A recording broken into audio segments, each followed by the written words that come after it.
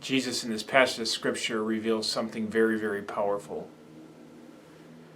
And quite honestly, he had a lot of people upset. He had many, many followers, and they would have called themselves disciples. When I used the word disciples before, I wasn't talking about his 12 that were around him. But Scripture tells us that he had many disciples, and many left him at this point in time. And here's why. Because as a Jew, there is something that you would never do. You would never eat pork. I was having a conversation just the other day with a fellow pastor, and we were talking about the man at the Gadarenes, and that he had his name was Legion because inside of him were many, many, many, many, many evil spirits. And when Jesus addressed them, he said, "I'm Legion because we are many." And Jesus cast all of those demons out into the swine, into pigs, and they ran into the water.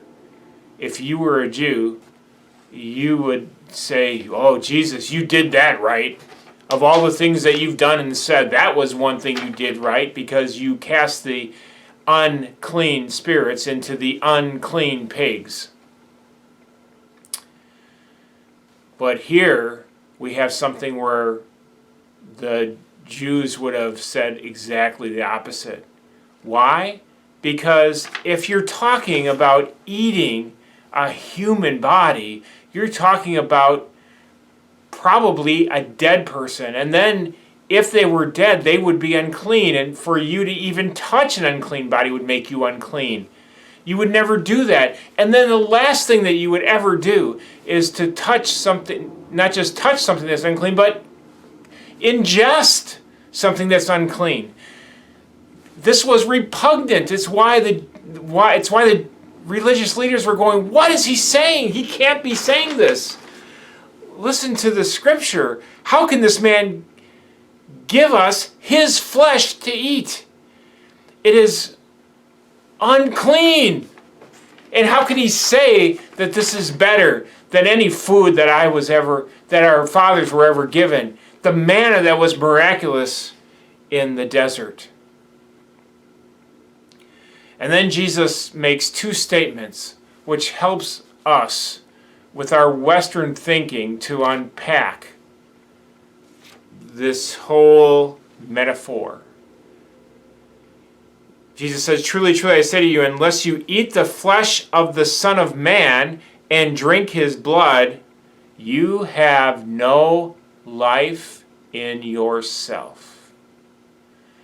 So whatever eating his body and drinking his blood is, it has to do with us giving up our life. And secondly, in verse 56, Jesus says, "He who eats my flesh and drinks my blood abides in me, and I in him. As the living Father sent me, I live because of the Father, so he who eats me, he will also live because of me." So eating the flesh of Jesus, he is talking about actually abiding in him. We have abiding and giving up our own life. These are the two essentials of eating Jesus' body and drinking his blood. We must consume everything that Jesus is.